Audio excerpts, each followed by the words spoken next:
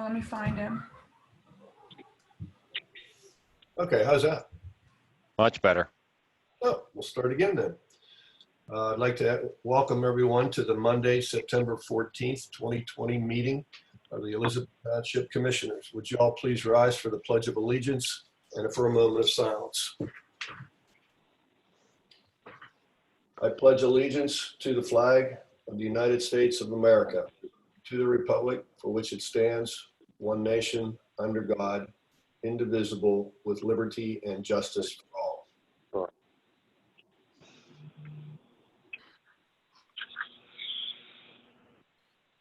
Let's begin. We'll have a roll call, please. Commissioner Rocco, Present. Commissioner Kuzma, Here.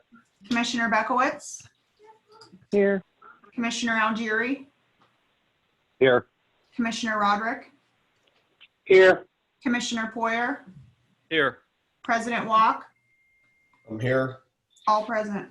I'd like to acknowledge an executive session which was held at 6 p.m. before this meeting today, September 14th. Begin with the department reports. Code enforcement, John Snelson. Okay, outside of my written report, I just have that before you tonight, there's 2 new ordinances to be adopted and 2 to be advertised. The 2 to be adopted tonight are the rental registration ordinance and the fire loss ordinance. And going with the rental registration, when we first enacted our foreclosure registration, we have a company by the name of ProChamps that handles all the registration and everything for us. And I had mentioned that as we get further, they can also do our rental registration. So we can just simply do an addendum to our current agreement with them, and they will handle the registrations for us and supply us with all the needed information. Very good. Greg, do you have anything you'd like to add for code enforcement? I You did, Greg. can't hear you. I'm mute. Okay, how's that? Great, thank you. Sorry. President Walk asked me to talk a little bit about redevelopment authorities. So just to backtrack a little, 3 months ago, myself and an intern, Jessica Grunland, embarked on a project to identify blighted properties. And that project is coming to an end pretty soon. We would love to present that to the commissioners and possibly to the public at some point.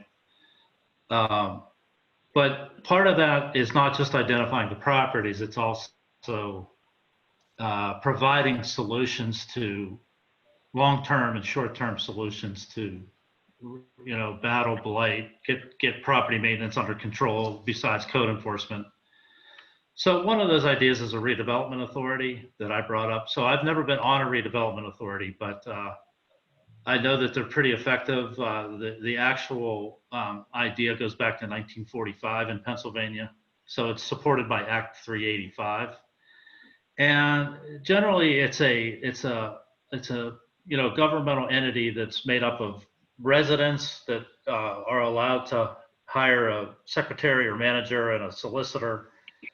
And they're given certain rights to acquire properties, to do some replanning of certain areas of the township, and also work with private corporations, government redevelopers, and so forth.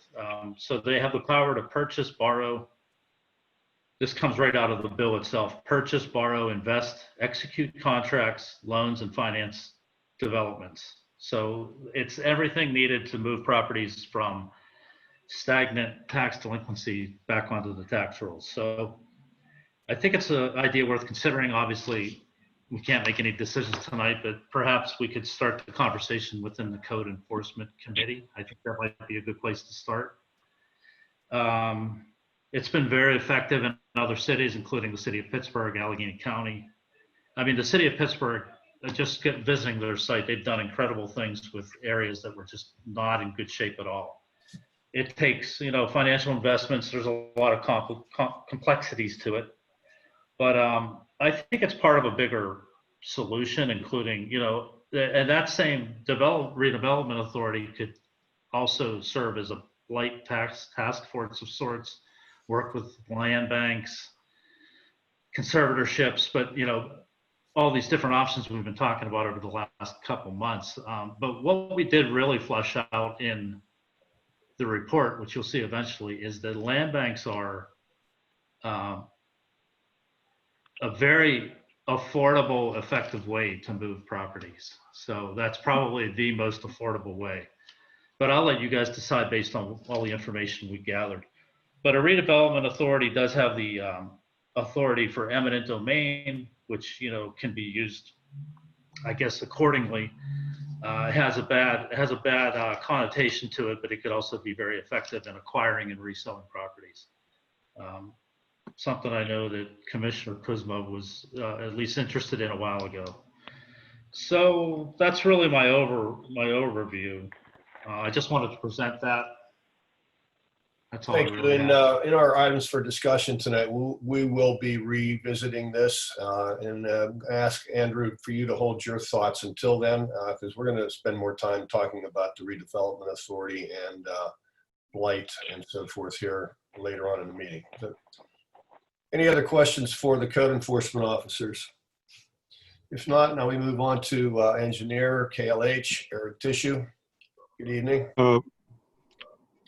A few items of my report I just wanted to point out.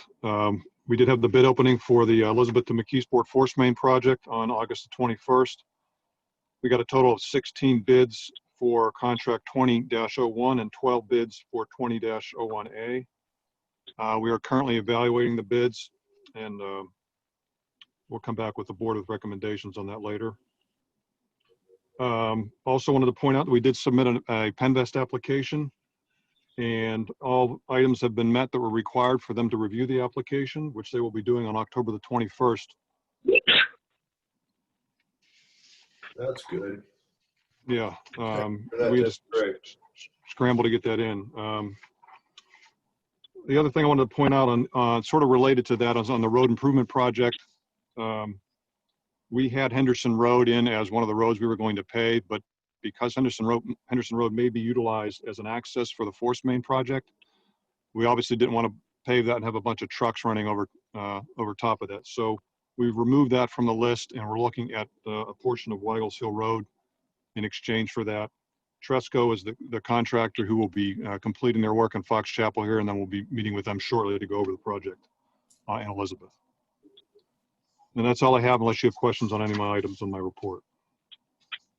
No, I don't have any questions. Any board members have any questions for Mr. Tissue?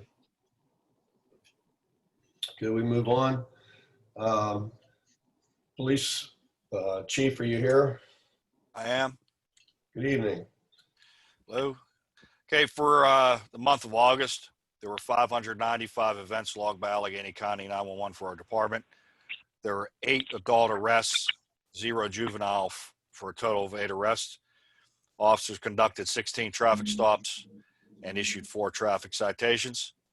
Officers investigated 13 motor vehicle crashes, 5 of which were reportable, 8 non-reportable, with 7 injuries because of these crashes. Thank you, Chief. Any of the board members have any questions for Chief Karestas? No, but I'd just like to say that you've done a great job. We're going to miss you. I'm sorry to see you go. Thank you, Commissioner Beckwith. I second that emotion. We'll get to that in a bit. Chief, I just have one question. Has anything been brought forward regarding the cameras at Boston Bridge? Okay, so last time we spoke with the gentleman, he told us that Steve Zappala's office was in negotiations with the federal government or whatever level. The problem arose from hackers getting at the Border Patrol cameras and also military base cameras because of the, I guess, substandard equipment. So the problem there was, if he can't negotiate a new, like, allowing what his specs are, the whole system may need redone. So we haven't heard anything. The gentleman who came and looked at Boston intersection said he'd notify us as soon as Steve Zappala made his decision, which we haven't heard yet. Okay, well, I'm glad to at least hear that it's still possible that could happen. Yeah, I mean, unfortunately, it's just, if they say okay, then he could continue to move forward. He also told us there are 12 other municipalities that also are in line that want to purchase their own cameras, because I know that was expressed if we don't qualify for the grant. Okay, well, thank you, Chief. Next from Public Works, Paul Twaley. Where'd he go? You here, Paul? Can you hear me now? Yes. Okay. I lost internet. I had to go to the phone. On the report, everything is ready for the contractor to come in for the paving. I talked to Eric, and it should be in a couple weeks. We had to redo. We had an issue with one of the streets, so they went to a different location, but that's taken care of now. The salt bin's ordered. We're waiting for the prints to come in so we can start our end of it. Penniman, the tree removal is scheduled on Friday. I just got that one today. So we'll be able to move forward with having the engineer come back out and look at that as soon as we get the trees off it, so that he can see what has to come off of that hill so we can get that back open.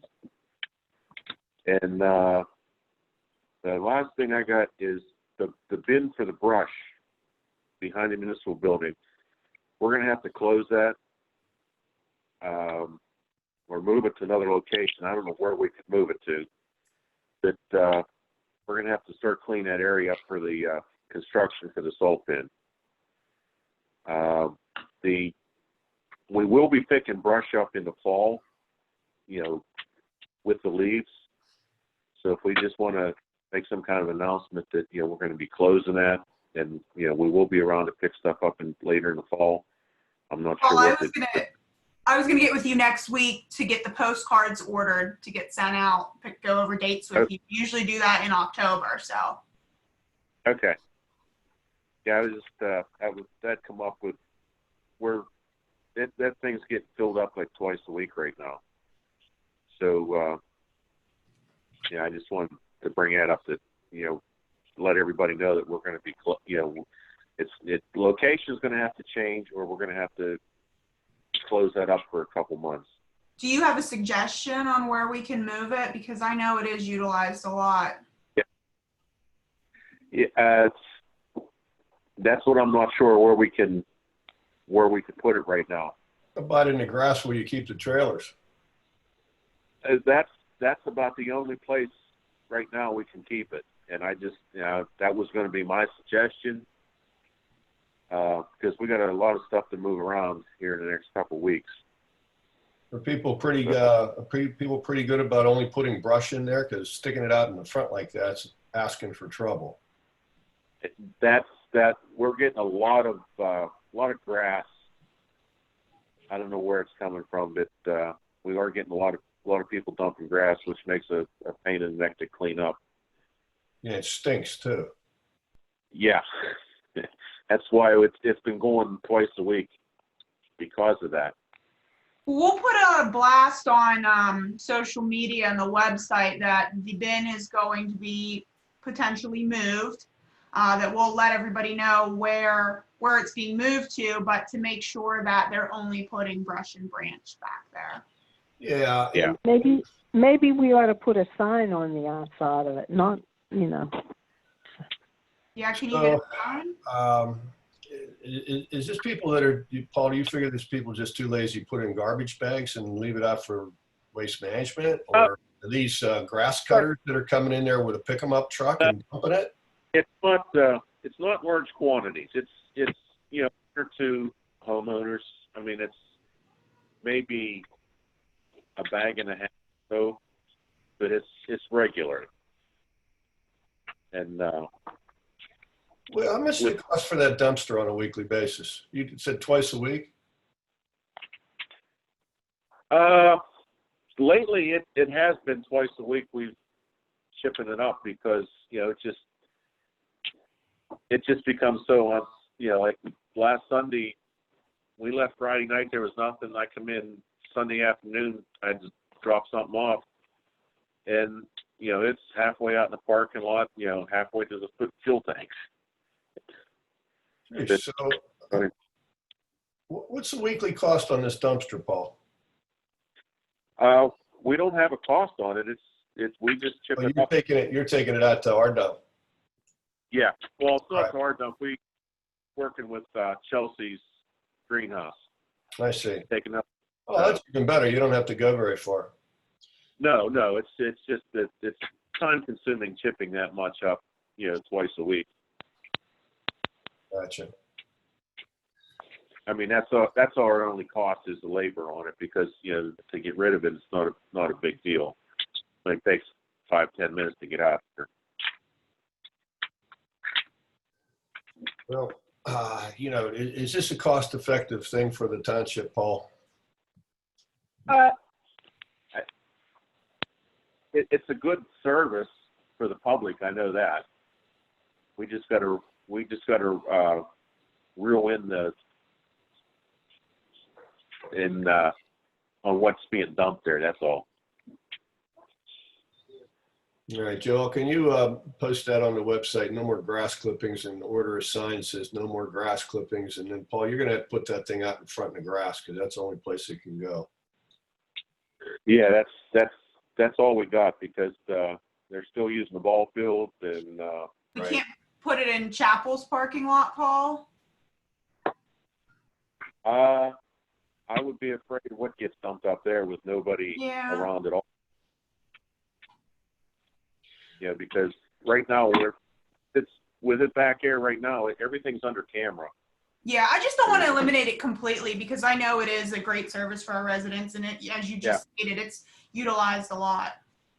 Yeah, I mean it is a service that everybody can use as long as we can curtail the people that, you know, making a little bit of a habit. All right, well, let's just work on cleaning that up. Okay, that's fine. I do have one question for you, Paul. How's things coming with the grass cutting? You guys able to keep up at this point? Yeah, we're this last couple weeks here. We've had to step up a little bit with the lot. We started cutting them today. Nothing's really bad. So next couple days we'll have them all finished up again. Question for the commissioners on grass cutting. Has anybody been receiving any complaints? Okay. Any other questions for Paul Tweley from the commissioners? We move on. Hey, Kyle, I have a quick question. Is there any estimate on when Penniman is going to be reopened? Because I've been getting a lot of calls about that road being closed. Yeah, I don't have an estimate. I know the trees are scheduled to come off on Friday. The next week I'll have the engineer back out to look at that to give us direction what he wants to take off as soon as we get it done. Hopefully in a couple weeks here. Okay. All right. That way I know what to tell people whenever I talk to them about it. Thank you. I've been getting a lot of calls on that one too. All right. Next, Elizabeth Township Solicitor Matt Rakunas.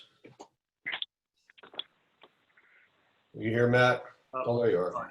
I have nothing to report other than the items we discussed in executive session. Okay, thank you very much.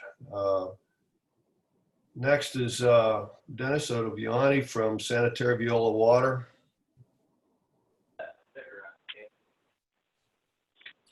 Dennis, are you here?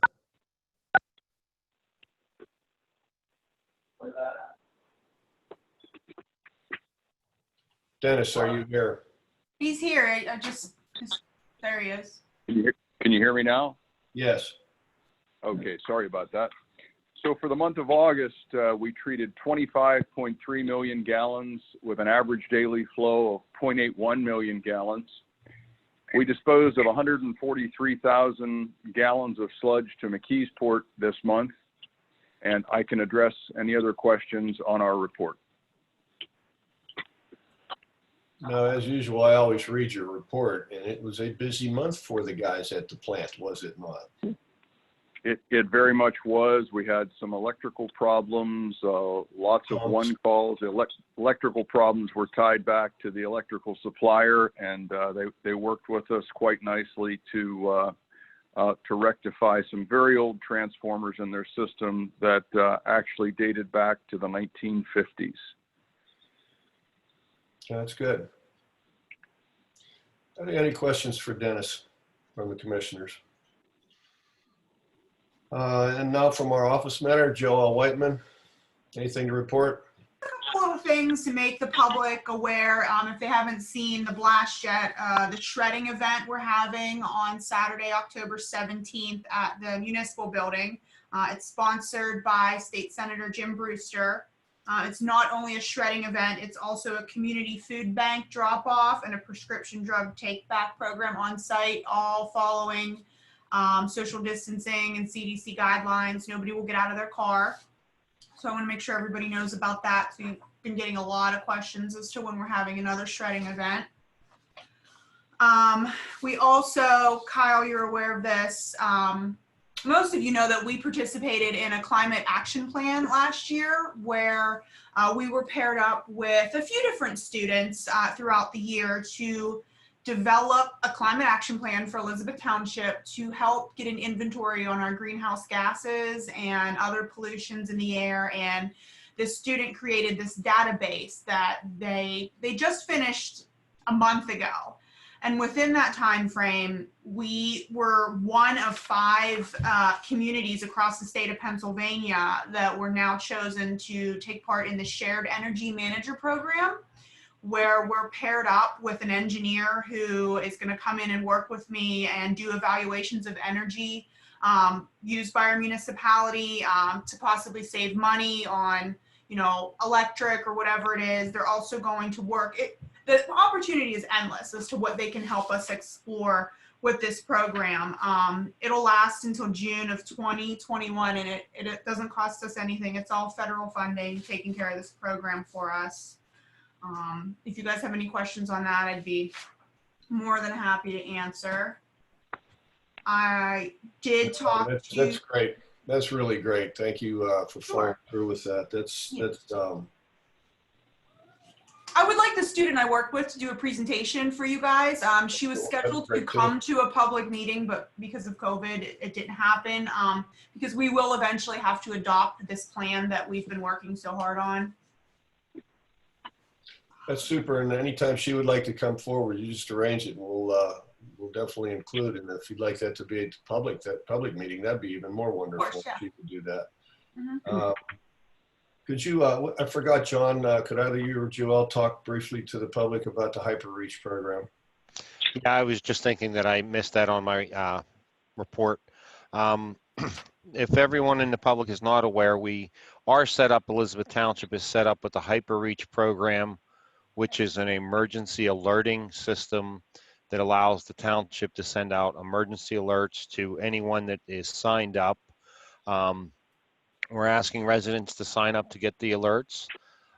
There's weather alerts, any other type of, you know, if there's a missing person, or we could even scale it down to the point where if a road's going to be closed for a period of time or some other information we want to get out, we can get it out that way. Residents can sign up simply by going to our website.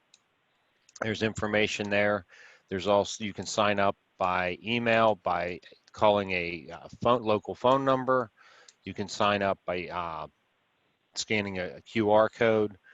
You can also, if you have an Alexa at home, you can simply say, Alexa, enable HyperReach notifications, and it will enroll you. And when you enroll, you get to pick what notifications you would like to receive and how you would like to receive them. You can get them by email, phone call, text message, and you can set it up for any type of alerts you would want to receive.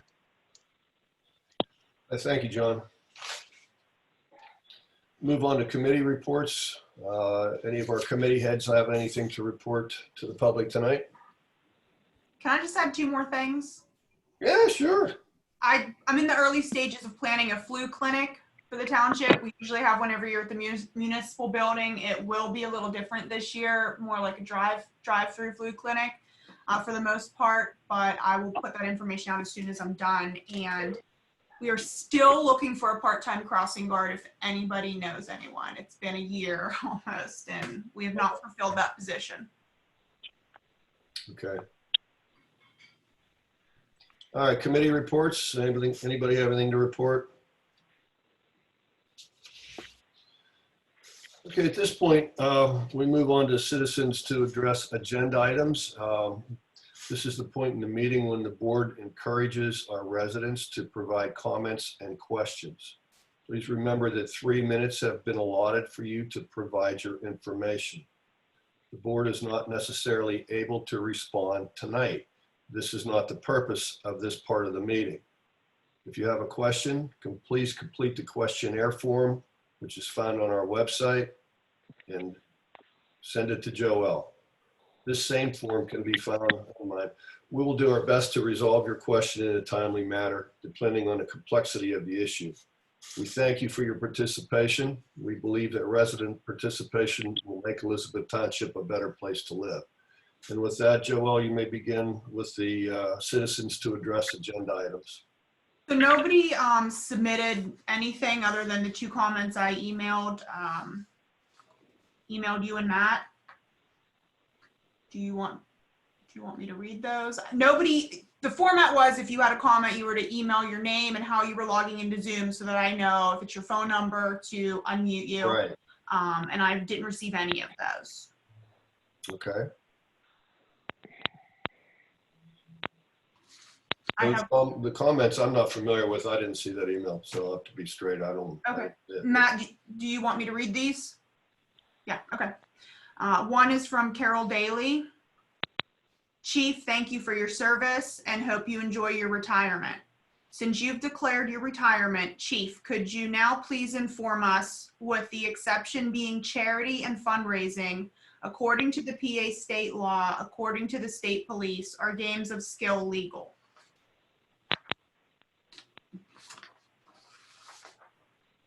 Okay, can you hear me? Yes. Okay, I know that PA skill games are legal, but there is a lawsuit that was filed back in January wanting to make, it was filed, I believe, by the Attorney General's office and also the Gaming Commission that felt that they were going to take money away from the casinos. I haven't seen anything where that was resolved, but probably the best person to ask on this, since he issued a permit, would be John Snelson. He's seen the machines and which ones they are.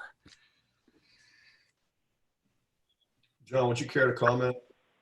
Yeah, I can go along with what the chief said. You know, when these first came out, we kind of were looking at it, and I did what research I could find, and I did find that so far I will have to go back and do some more research on it. I haven't had a chance recently to go through it, but there's one manufacturer whose machines has, I believe, survived a court challenge that they are games of skill based upon how the machine is played, and it's not a pure game of chance under the gambling law. So there's it seems John, like there's a loophole in the law that this one kind of fits in.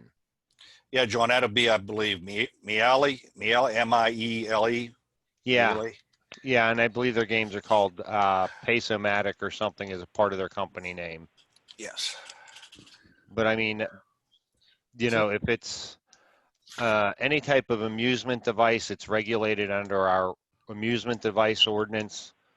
Whether it, you know, if it pays, you know, it's, you know, that's, you know, if it's a Pac-Man machine, if it's a video poker machine, if it's a skill machine, they all have to pay the amusement permit under our ordinances, regardless of what the machine's used for. Thank you, John. Joel, you can read the second one, please. Sure. It is from Clem Ferry, and he has a couple of numbers of bullet points here. I'll just read his email directly. Elizabeth Township, if the below items are not discussed or recognized in the meeting by the engineer's report, sanitary items, or bid review, the following questions and comments must be addressed and added to the public comment. Submitted by Clem Ferry from JR Contracting LLC. Number 1, have the bids for the Elizabeth Township sanitary force main been reviewed by the engineer, solicitor, and board and apparent low bidder or bidders recognized? Number 2, which company has provided the lowest responsible bid for each contract and the combination bid? From the results I was issued, the low bid is the combination bid of W.A. Petrakis Contracting Company. Please confirm. Number 3, the Elizabeth Township Board has received notice that isn't dated and presumed to have been received from the apparent low bidder, W.A. Petrakis Contracting Company, within the 2-day requirement for only contract 01A. W.A. Petrakis Contracting Company on contract 01A indicates an error was made and W.A. Petrakis Contracting Company has withdrawn their bid for contract 01A only. The lowest responsible bid should be the combination bid submitted by W.A. Petrakis Contracting Company or each individual second bid submitted, as W.A. Petrakis Contracting Company isn't a responsible bidder. Number 4, please note W.A. Petrakis Contracting submitted bids individually of the combination, and the error that is claimed is a $426,695.29 mistake total to contract 01A. W.A. Petrakis Contracting Company has stated in the withdrawal letter to contract 01A they will accept award of contract 01. In reference, they claim an error on bid item A only. Note the unit price for item A on contract 01A is $64.80, and the unit price for contract 01 is $66. Based on the difference between the contracts, how is it justified of only 1.82% difference, or $1.20? I don't know what this means. IF 1.20 times 30,300 equals $36,360 between the contracts that W.A. Petrakis Contracting Company submitted.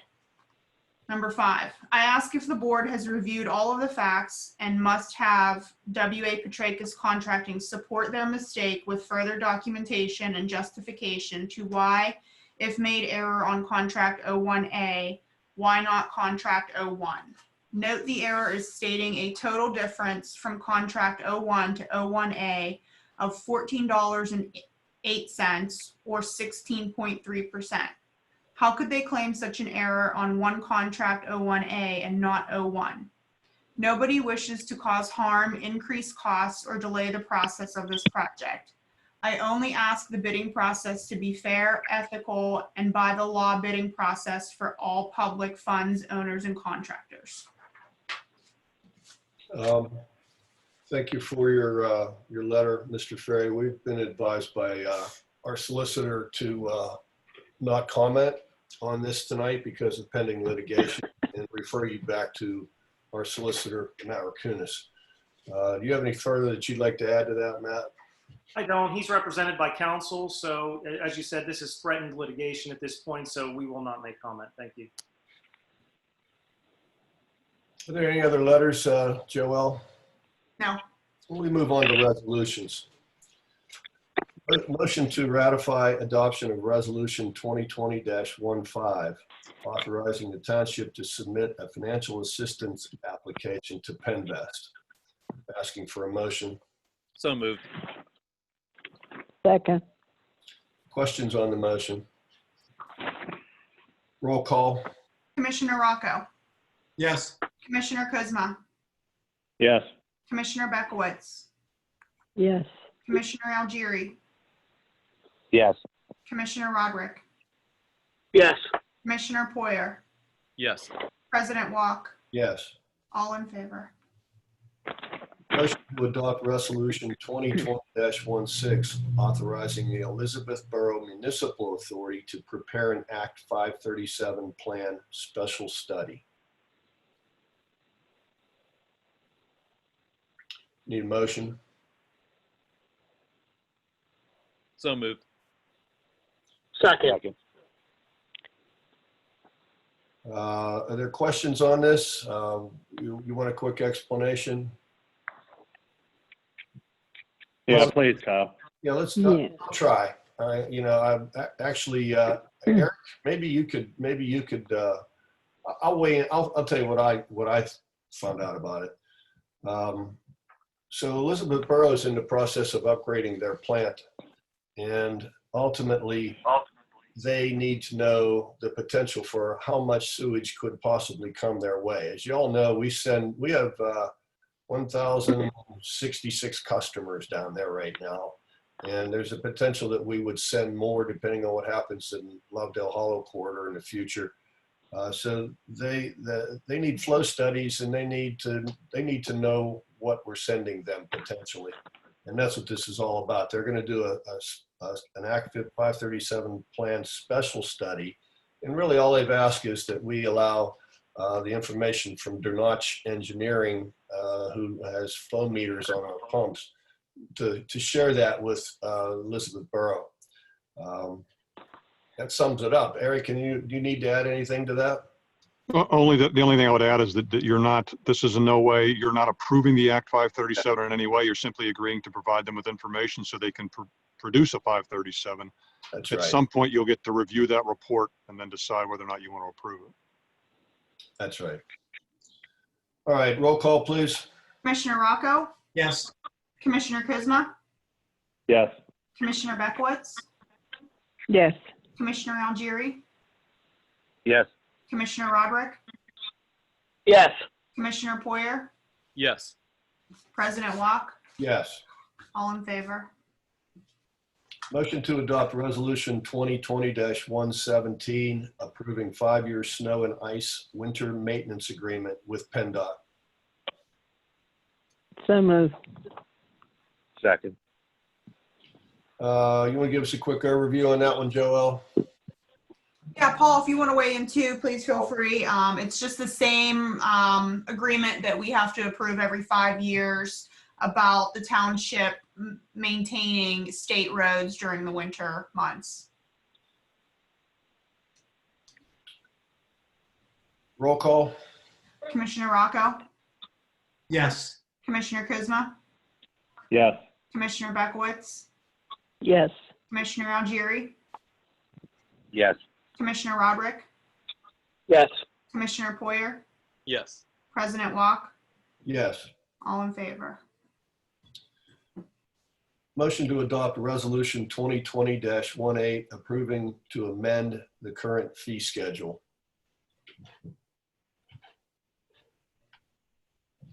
Need a motion? So moved. I'll second. Second. John, you want to just give a quick overview on this, please? Yeah, we had started a while back reviewing the fee schedule, and with some of the changes for building inspection and everything, we were still referencing BIU's old fee schedule. So Greg and myself, with the help of Joelle, sat down and worked out the new building inspection costs that make sure that the township is not losing anything in the way we're handling things. And we reviewed all the other permits, and we've also added the fees for some of the ordinances that we're adopting tonight that were not referenced in the fee schedule, but are mentioned in the ordinance that they will be adopted by fee schedule. Thank you, John and Greg, again for your hard work. I know you guys have been at it. Roll call. Commissioner Rocco? Yes. Commissioner Kuzma? Yes. Commissioner Beckwitz? Yes. Commissioner Algieri? Yes. Commissioner Roderick? Yes. Commissioner Poyer? Yes. President Walk? Yes. All in favor? Under ordinances, motion to adopt ordinance 957, amending the township code with regard to rental registrations. Need a So motion? moved. Second. Quick overview, John, please. Yeah, this ordinance is amending our current registration ordinance. This part will specify or will deal only with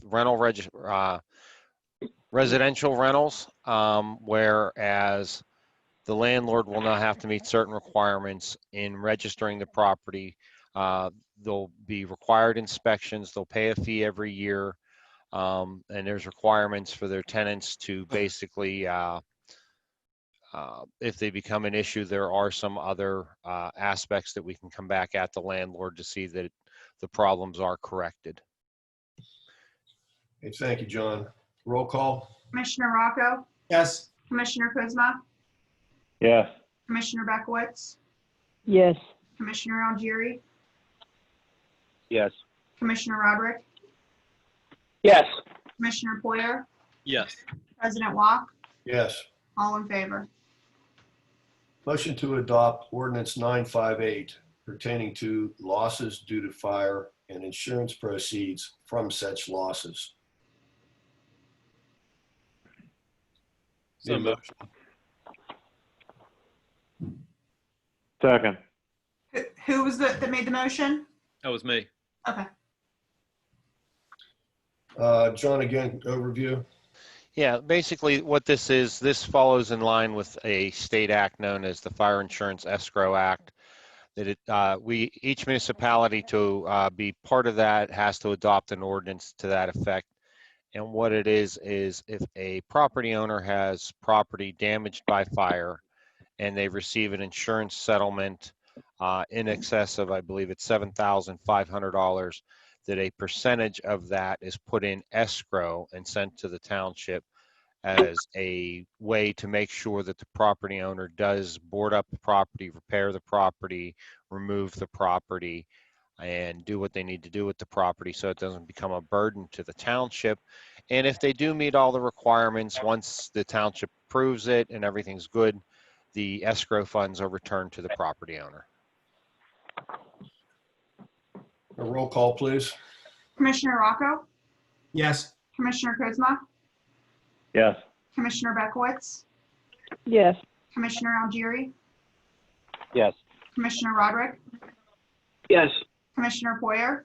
Yes. President Walk? Yes. All in favor? Motion to advertise an ordinance amending Chapter 10, Part 3 of the Elizabeth Township Code, amending the abandoned and junk vehicle sections. Need a motion? So moved. I'll second. Second. John? Okay, what this does is this will amend our current abandoned and junk vehicle section under the Township Code. It broadens it a little bit more, gives some clearer definitions as to what would classify as an abandoned vehicle, junk vehicle, and it also incorporates restoration permits in more details than our current one on storage of a vehicle once a restoration permit would be granted to restore a vehicle, and requirements for storing the vehicles as well. It also changes the most notable change would be the notice requirement under this ordinance. Currently, our current ordinance requires that the owner of the vehicle or the property is sent certified mail stating that this vehicle is here. They have 10 days. The vehicle also has to be posted. This follows along with a lot of other municipal ordinances where it changes the notice period to 48 hours and changes the notice requirement to the vehicle itself being posted with a notice. After that 48 hours, the township can issue a citation, or if we feel necessary, we can remove the violating vehicle. Roll call. Commissioner Rocco? Yes. Commissioner Kuzma? Yes. Commissioner Bekowitz? yes, Commissioner Algieri? Yes. Commissioner Roderick? Yes. Commissioner Poyer? Yes. President Walk? Yes. All in favor? Motion to advertise an ordinance to regulate false alarms to Elizabeth Township public safety agencies and establishing penalties for such violations. Motion. Second. John? Okay. This is basically, I've had discussions with some of the fire chiefs who have brought it to my attention that some areas they're having more problems with false alarms being sent in, whether it be through malfunctioning alarm systems that need maintenance. And I know the police have responded to other various false alarms. Basically, what this does will give us some teeth to see that these systems are maintained better and taken care of.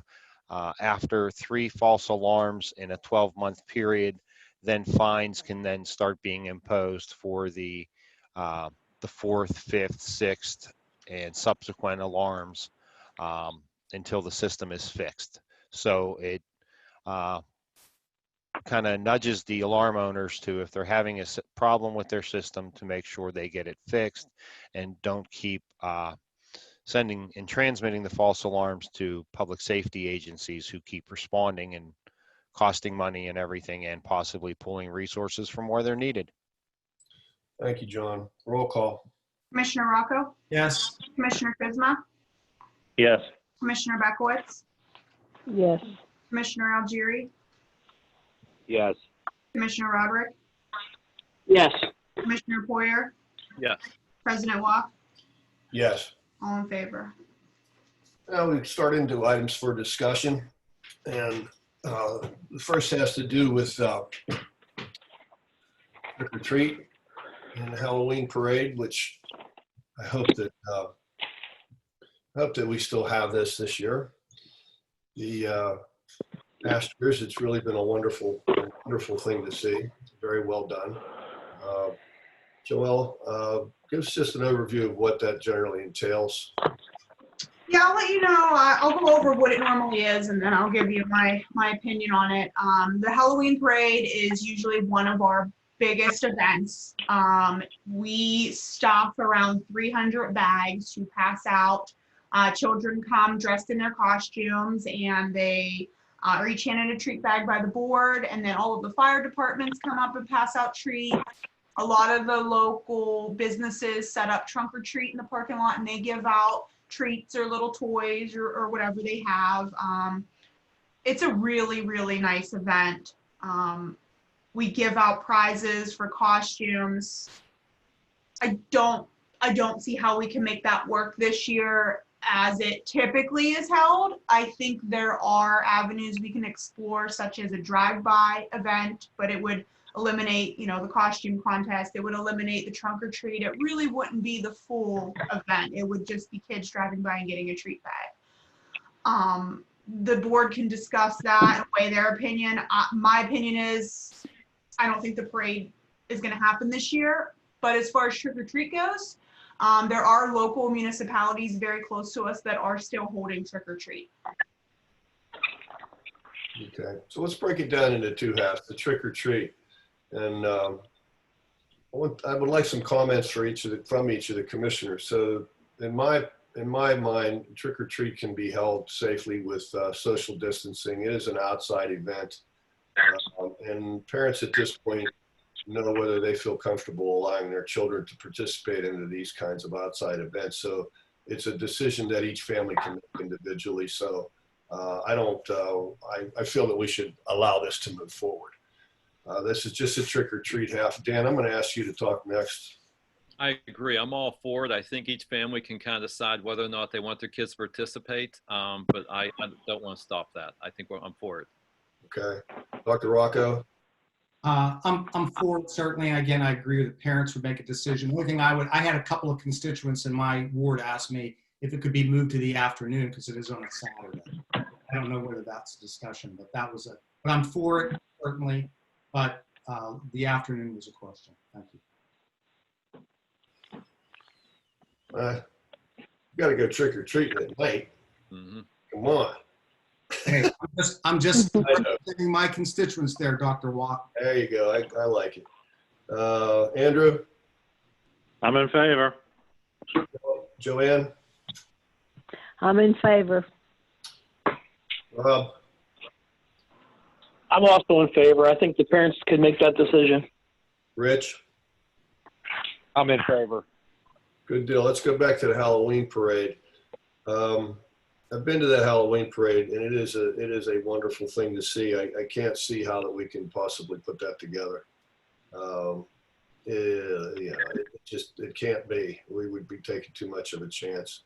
The other problem with it is we usually offset a lot of the costs of our events by receiving donations from local businesses. And I can't ask a local business to make any donation during this pandemic. Everybody is just struggling to stay afloat. I like the idea of a drive-by. What time of the day was the Halloween parade? Was in the early afternoon, correct? Yeah, usually around 11 or 12. Yeah. Can we still do it with social distancing and somehow have them 6 feet apart as they're walking, or? There's no way. You have no idea how many residents turn out for this event. Yeah. It's. Well, I'd be willing to stand out on Rock Run and hand bags to people as they drive by, but I don't know if that'll cause a traffic jam or not. We would have to move to a different, I think if we did a drive-by, we would have to see if the school would let us utilize their parking lot or another larger space. I don't think it's feasible with the municipal building. All right, what's the point of a drive-by when you're just really just handing out candy and saying Happy Halloween? Right, the kids don't get to wear their costume and show it off, but it's up to you guys. I mean, they can't.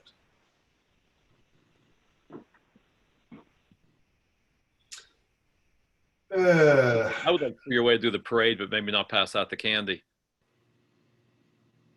I don't think it's possible, Dan. I mean, I've been doing this parade for 5 years. There's no way to social distance it. No, the line's too long. And even if you do drive by, it would take way, I mean, there's no purpose in it then if you're not going to hand out candy and you can't see the kid's costume sitting in the car. So Yeah. No. I say we just go with the trick or treat and bypass the parade and put something on the website and all that stuff. That's what a lot of the municipalities that I've reached out to are doing. They're still holding trick or treat, but they're not having their event. Everybody has different events, whether it be a parade or a hike or, a little party. They're not doing any of those. Okay, I'm following Joanne. Next the parade. Dan, I'm fine with that. Art, I'm fine with that. Andrew, Yeah, I'm good. Rich, Yes, Still I'm there? fine with that. Rob. Yep, unfortunately, it's just what we have to do. That sucks, so we have to do it. All right, moving on. In the near future, these next three items, redevelopment authority, stormwater authority, and sanitary authority, have to have some long, hard thought. Have been very lax in each of these three areas for many, many, many years. There's a need for managers of each of these authorities moving forward. There's a need to budget for all of this, and so we need to have some real good talks about this. Now, ultimately, this will move to committee, but tonight we're going to talk briefly, first of all, about redevelopment authority. And I'm going to ask Andrew to begin, and then Greg and John, please help us through this discussion on redevelopment authority. Yeah, sure. So blight in Elizabeth Township is a major problem. We have our road crew cutting vacant lots. I don't know how many there are. We have delinquent taxes on about over 300 properties. And not only are we losing tax revenue, we're losing sewage revenue, and we also have to pay our employees to cut the grass. And we have a unique opportunity now. I've been working with Matt for 3 years about trying to figure out a way to get these properties back on the tax roll. The county redevelopment authority has a good side lot program where you can apply for a property, they eminent domain it, and transfer it to you for a fee. But the problem is that the county program isn't proactive, okay? They aren't actively seeking out properties to advertise to people. Now, what the unique opportunity is for Elizabeth Township, under Pennsylvania law, the Redevelopment Authorities Act, before July of this year, only counties and cities were able to have redevelopment authorities. So McKeesport, Duquesne, Pittsburgh, and Allegheny County were the only ones in Allegheny County to have redevelopment authorities. Well, in July of 2020, the act was amended to allow first-class townships to form redevelopment authorities. First-class townships don't have the authority to eminent domain for blight. We can eminent domain for recreation. We can eminent domain for sewage. We cannot have eminent domain for blight. However, we now have the authority to form a redevelopment authority and allow that entity to eminent domain for blight. I would estimate, I have contacts with other redevelopment authorities in Allegheny County and in Westmoreland, and I asked them how they go about it, how they go about funding it, and how they go about obtaining the properties. They tell me that half of the properties they obtain by simply sending the homeowner of record a letter asking them if they would like to donate the property. So it costs the township or the redevelopment authority almost nothing to get a property and file a petition to strike the liens and then sell it free and clear. The other half, they go through the eminent domain process. It takes 6 months to a year to obtain. And it comes at a cost of maybe $1,500 or a couple $1,000s a property. But I have 3 residents in my ward. One of them has a home on it. The other 2 are just vacant lots. They would be willing to donate them to the township, but I think it would be better if they donated them to the redevelopment authority. And after that, the redevelopment authority can auction them off, turn them over to the neighboring property owner, but overall, get them back on the tax rolls, free up our road crew from cutting the grass, and then if there's a home, we start to increase our sewage revenue. So it is an absolute no-brainer to take advantage of a unique opportunity that we just got in July. Thank you, Andrew. Very well said. John, Greg, would you have anything you'd like to add to that, please? I'm going to refer to Greg. He's the spearhead on this one. Andrew, I wasn't aware of that legislation. That's really good news.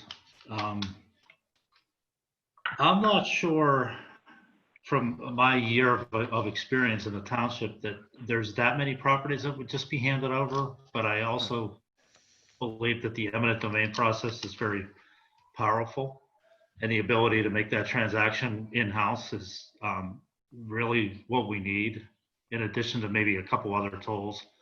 You know, I don't know if I stated the quantity of our report earlier, but it's approaching 150 properties. Most of them have structures, some of them are vacant. And I know from working with real estate agents in the area, because of the occupancy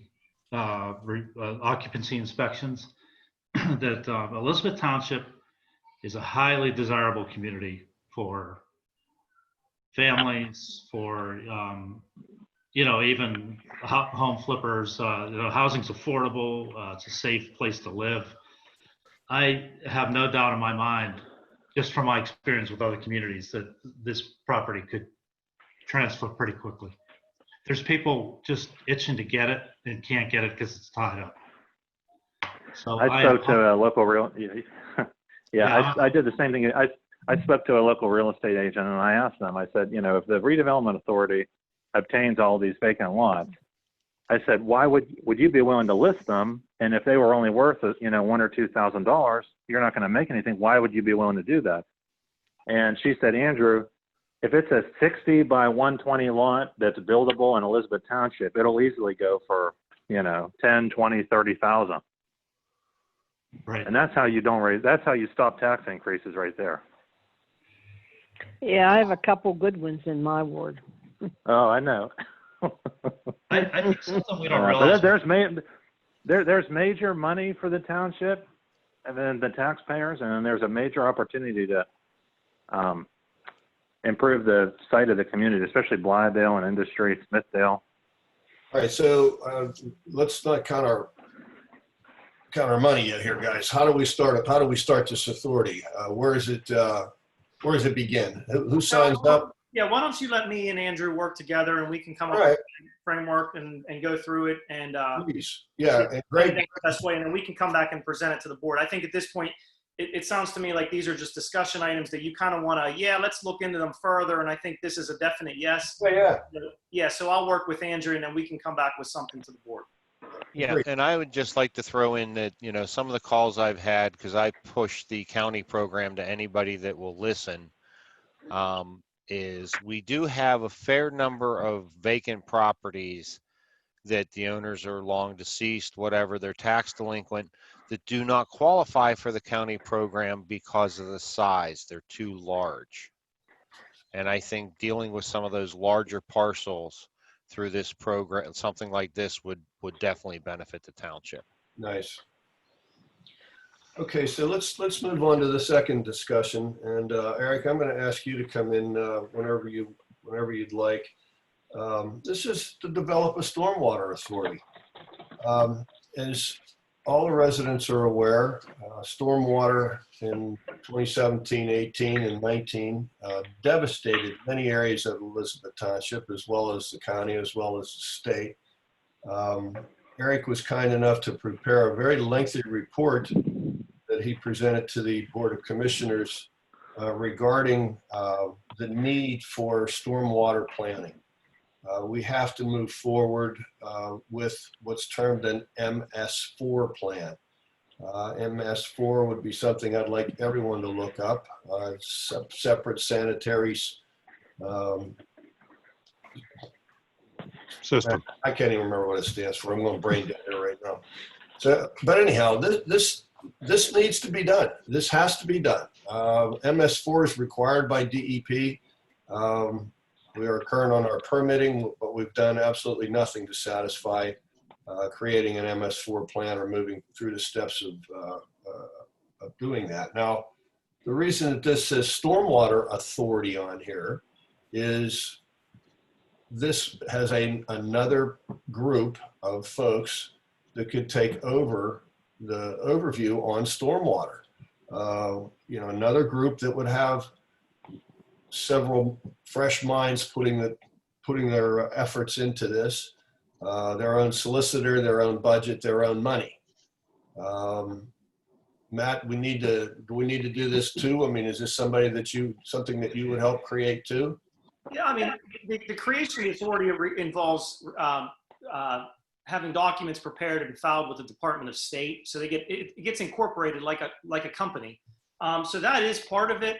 I'd like to talk with Eric in a little bit more detail as far as the scope, and maybe you too, just to define what the scope is going to be, because I have several other communities, obviously, they're dealing with MS4 upgrades and things of that nature, but none of them have started an authority. So I want to talk about a little bit of a cost-benefit analysis, and it kind of runs into the next thing on the agenda as well, because that's another one where, I mean, if you want to go there, I think that a sanitary authority, this is just me personally, that is one I think it might be a little bit premature. I don't think we want to do anything until we get the 537 plan complete. After that's completed, you have to imagine we're going to be decommissioning the plant in Buny. So we'll really just be pipelines and pump stations. So I don't know why you would need an authority when you're not doing any kind of treatment. So I'll give you my reasons in a bit. Yeah, it's just my own personal opinion. I understand where you're going here, but let's just stick with the stormwater thing for a moment. We're also, as you know, starting into a comprehensive plan, and it seems to me that this falls in line with comprehensive plan. If you're going to do these things and do them right, you do them together. It's been long needed. I'm going to ask commissioners, somebody's going to have to step up to the plate and run this. Moving forward, I don't even think we can expect that a township manager is going to be able to grab this bull by the horns, because this is a huge project. Anyhow, I would be glad to sit down with Matt and Eric and discuss the scope of this and to bring it back up, but I'm not letting this one go. I've been pushing it now for a couple of months, and I'm going to continue. Kyle. Development of the sanitary authority. Go ahead. Somebody had a comment?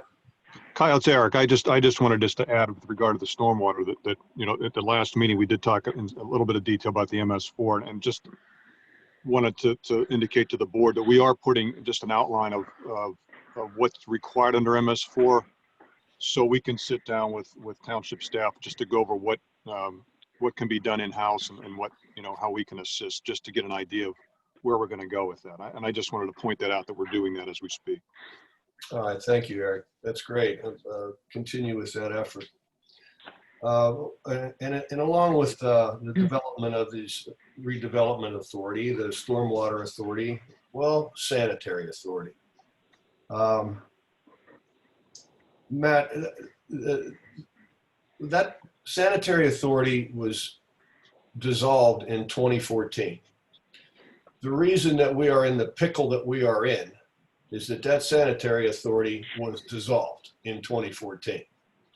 On that board, you had several very interested residents that pushed the sanitary situation forward, and they did it very, very well. I had Jim Lesniewski write down some of the projects that board had completed over the previous 12 years, from 1996 to 2014. I'm sorry, the previous 20 years.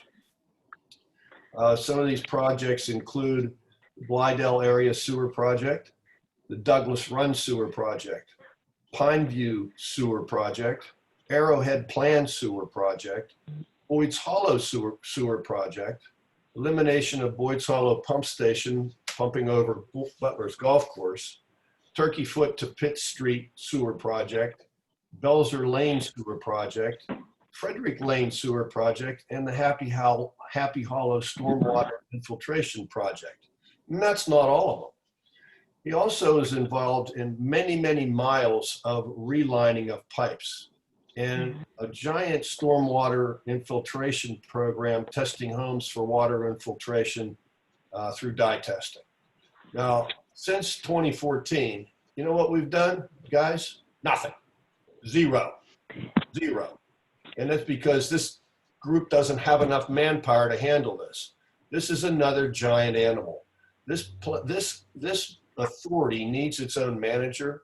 It needs its own budget, just like it used to. It needs its own everything. And then they can work with Veolia to continue their maintenance of the system. Just because we're closing down the sanitary system or the sewage treatment plant doesn't mean that we can't continue to upgrade and make this system better.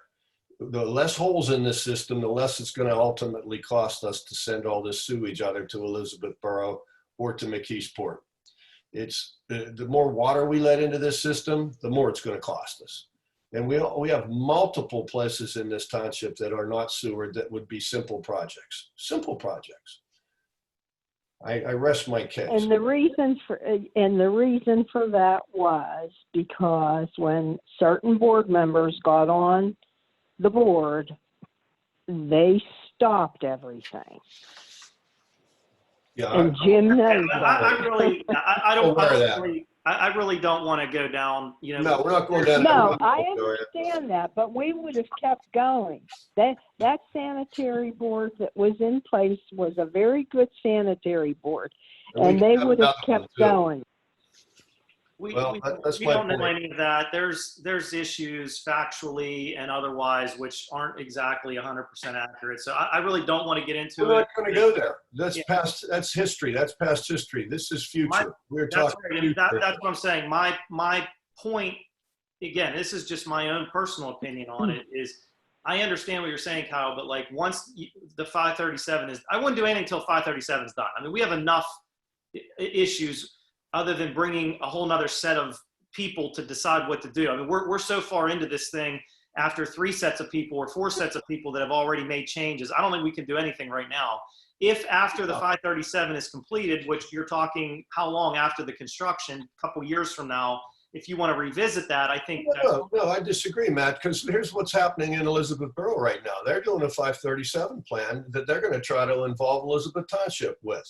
And we have to be on the ball and be ready to turn that into our favor, or the DEP might shove it up our you know what, and we lose a pile of customers. Yeah, but we have to be ready for that.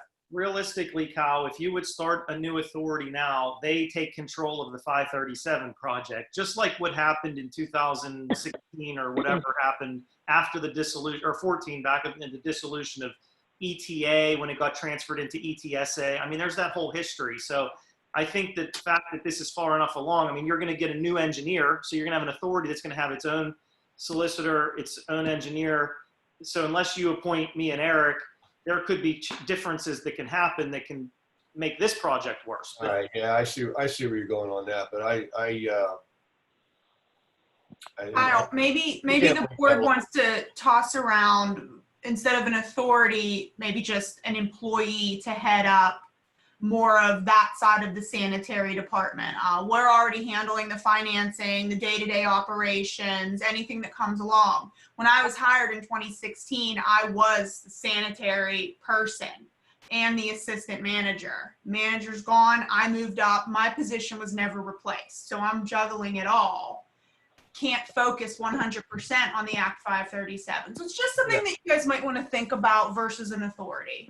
Yeah, but So that board should operate the same way this board operates. I mean, in reality, Eric and KLH, if there's projects that need to be done, it's really not up to the commissioners to identify when a pump station is failing and whenever lines need to be replaced. No, KLH, and they're the overseers of that right now. And so they should be coming to you saying, okay, we have a 5-year plan.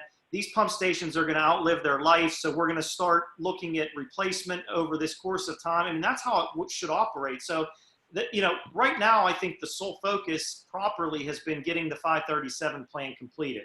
That's obviously been more than enough to keep our hands full over the past 2 years.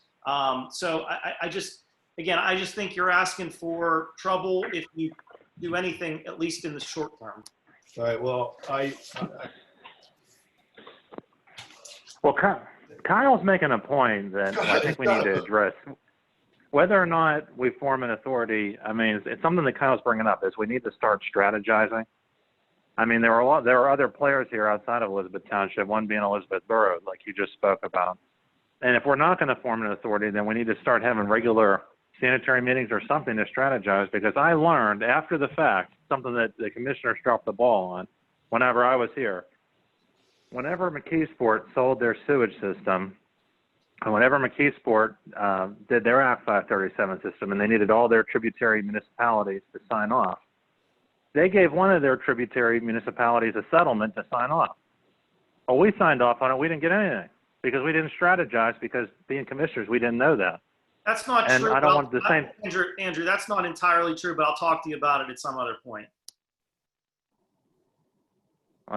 We're in pending litigation with McKeesport. I don't even want to talk about any of that stuff right now, but I'll talk to you aside from the meeting. We're missing out. Okay, well, I'll just leave it. I don't want to get into legal then, but we are not strategizing like we should be, and we have a major player and a major plan going on right now that we need to be working on, and that's Elizabeth Borough. all right.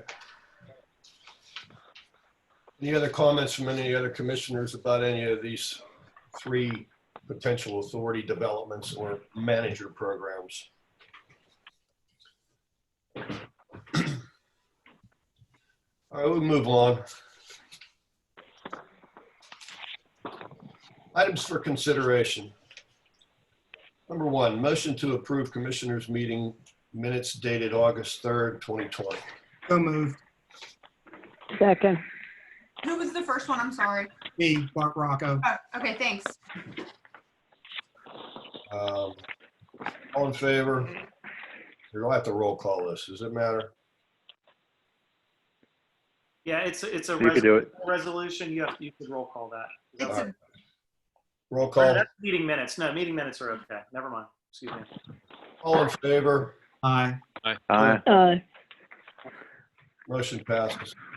Number 2, motion to approve the general fund bill warrant dated September 14th, 2020 in the amount of $639,056.30. So moved. I'll second. Second. Roll call. Commissioner Rocco, Yes. Commissioner Kuzma, Yes. Commissioner Bekowitz, Yes. Commissioner Algieri, Yes. Commissioner Roderick, Yes. Commissioner Poyer, Yes. President Walk, Yes. all in favor.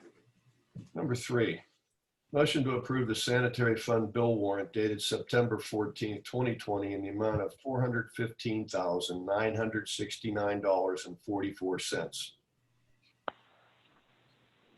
So moved. So moved. Second. Roll call. Commissioner Rocco, Yes. Commissioner Kuzma, Yes. Commissioner Beckwitz, Yes. Commissioner Algieri, Yes. Commissioner Roderick, Yes. Commissioner Poyer, Yes. President Walk, Yes. all in favor. Number 5, motion to ratify payment in the amount of $119,445.18 to Snyder Equipment for the down payment of the salt shed project. It's coming out of the project fund as an expense. Did you skip number 4? Oh, Okay. I'll take that So motion moved. off the floor. No, Just do it. All right. yeah. Second. Roll call. Commissioner Rocco, Yes. Commissioner Kuzma, Yes. Commissioner Beckwitz, Yes. Commissioner Algieri, Yes. Commissioner Roderick, Yes. Commissioner Poyer, Yes. President Walk, Yes. all in favor. Motion to approve sanitary bond requisition number 75 in the amount of $79,837.25. So moved. So moved. Roll call. Commissioner Rocco, Yes. Commissioner Kuzma, Yes. Commissioner Beckwitz, Yes. Commissioner Algieri, Yes. Commissioner Roderick, Yes. Commissioner Poyer, Yes. President Walk, Yes. all in favor. Motion to waive community center rental fees for EF High School baseball boosters to hold their monthly meetings. So moved. Second. Roll call. Commissioner Rocco, Yes. Commissioner Kuzma, Yes. Commissioner Beckwitz, Yes. Commissioner Algieri, Yes. Commissioner Roderick, Yes. Commissioner Poyer, Yes. President Walk, Yes. all in favor. Motion to approve payment to the Betters Company in the amount of $28,050 for work completed on the 2019-03 demolitions project from capital fund as an expense. So moved.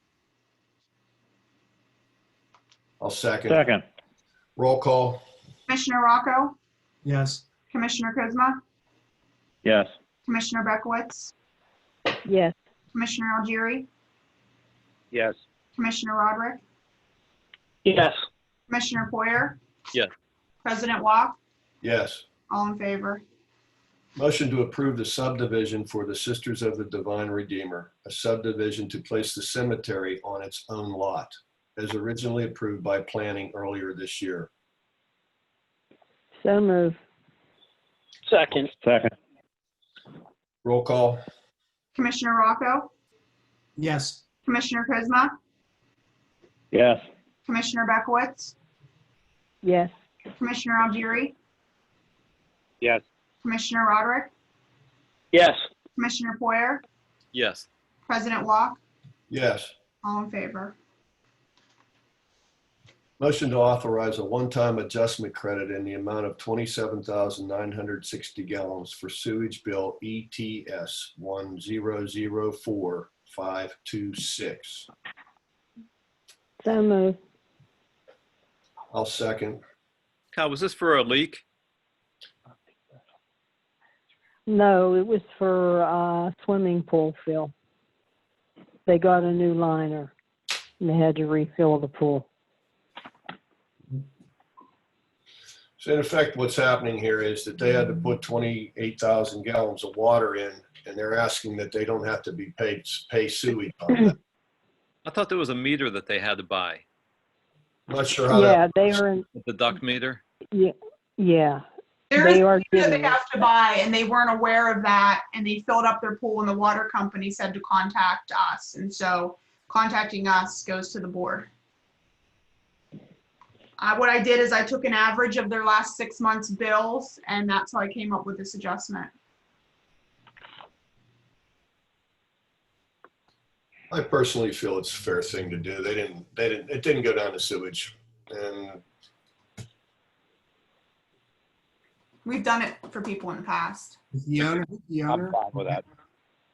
Yeah, I'm fine with that. I had a customer that, a resident that asked me about it, and I was told that they had to have a deduct meter. And that was the only way. That's the only reason I'm questioning it. They do, and I believe, Commissioner Bekowitz, did you advise them to purchase one for the future? Yeah, they are in the process now. Okay.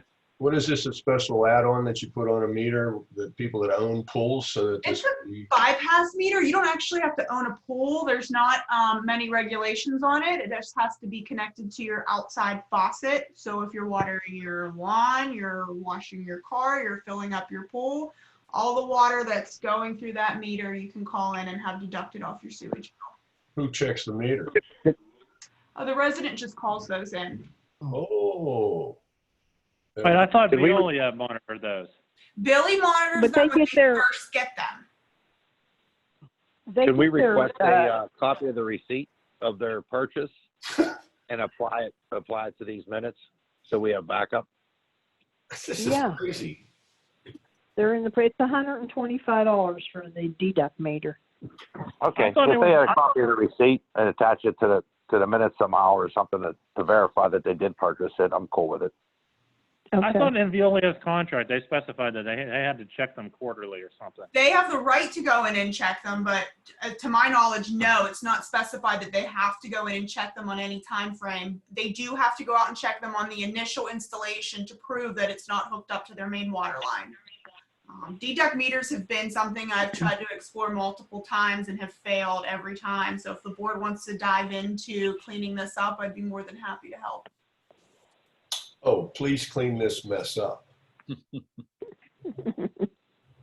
I would just add real quick that as now when permits come in for pools, we're specifying to these people and advising them of the deduct meters and giving them information on that. So hopefully maybe in the future, some of this will be a little less of a headache. Yeah, I don't think it's going to be feasible to put it on Veolia to check all of these. I mean, we have over 100 customers and growing with deducts.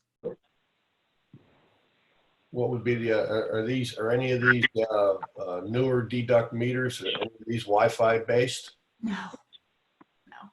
So these No, are. it's a manual meter little that. junky things. All right, I got to move on. Joelle, please figure something out with that, please. All right, Commissioner Rocco, No. Commissioner Kuzma, Yes. Commissioner Bekowitz, Yes. Commissioner Algieri, Yes. Commissioner Roderick, Yes. Commissioner Poyer, No. President Walk, Yes. motion carries. Motion to accept retirement date of September 26, 2020 for Chief of Police David Carestas. So moved. I'll second. I don't want, it's a reluctant second, but nobody wants to see you leave, Chief. You've been really wonderful. I've really learned a lot from you this year. You've always been kind enough to take the time and explain issues to me very thoroughly. I'm especially impressed in the fact that you've given out your personal cell phone number to residents that are having particular problems that need short-term help or help right away. We're going to miss you. We're going to miss you a lot. I'd like to echo that. Chief, working with you when I was the superintendent of schools, you were always there. So best of luck to you in retirement if you really retire, because I'm retired, not really retired. So but best of luck to you in the future, sir. Thank you.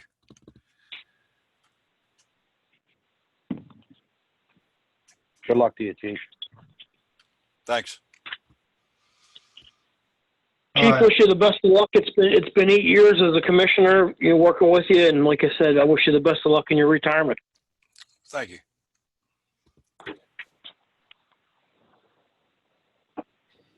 We'll take the roll call now.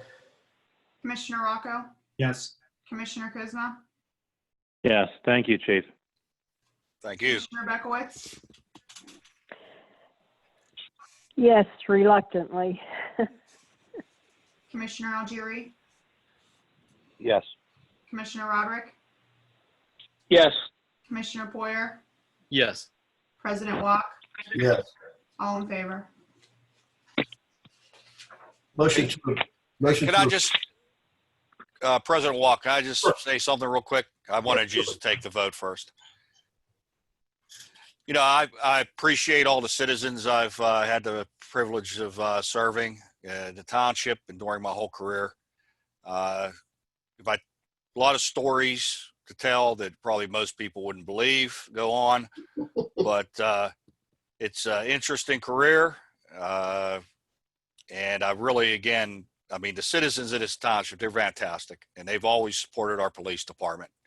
And I think in the tough times that you see right now, if you follow Facebook or any social media, I mean, they're behind us. And that means a lot to not just me, but also the officers that serve under me.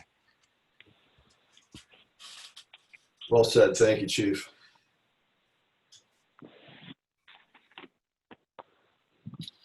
Item 11, motion to. Cal, before we move on, item 11, I'm gonna ask you to remove that item from the agenda.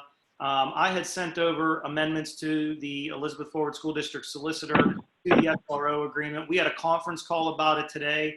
He was hoping to get me back a final draft that we could approve. Unfortunately, he has not got it back to me, so we have nothing to vote on at this meeting. So we can pull off item 11. Okay, item 11's removed. Pulled. Number 12, motion to advertise for request for proposal for township MS4 services.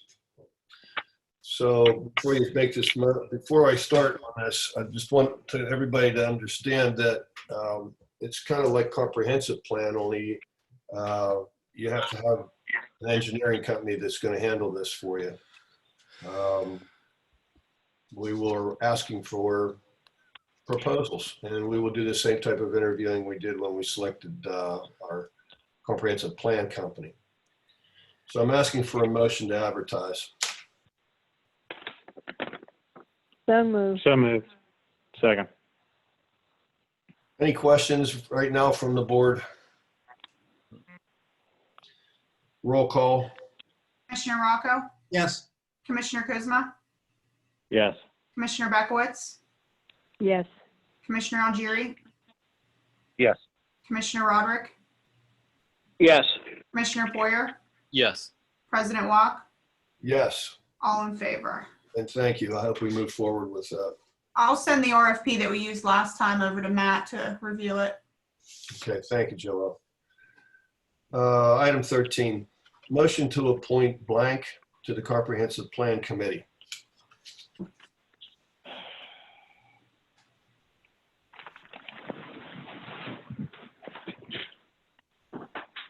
Hey, President Walk? Hi, Dr. Rocco. Yes. Can you hear me okay there, guys? Yes.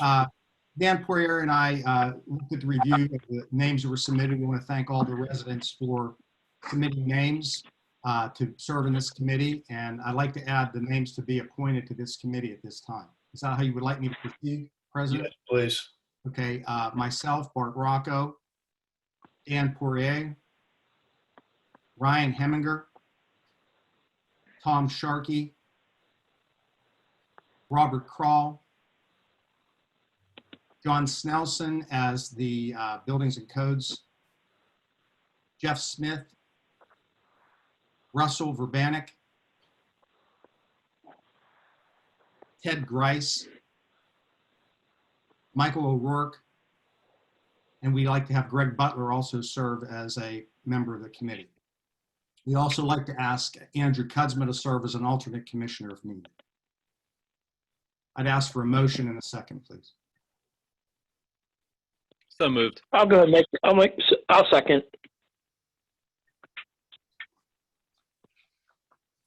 Any discussion on the motion? Roll call. Commissioner Rocco? Yes. Commissioner Kuzma? Yes. Commissioner Bekowitz, Yes. Commissioner Algieri, Yes. Commissioner Roderick, Yes. Commissioner Poyer, Yes. President Walk, Yes. all in favor. Commissioner Rocco, I would just like you to consider in the future having me be involved as well. I really care about this community and work well with all of these people. I was under the impression, Joelle, that you would have a role in this in regards to your role. So, Okay.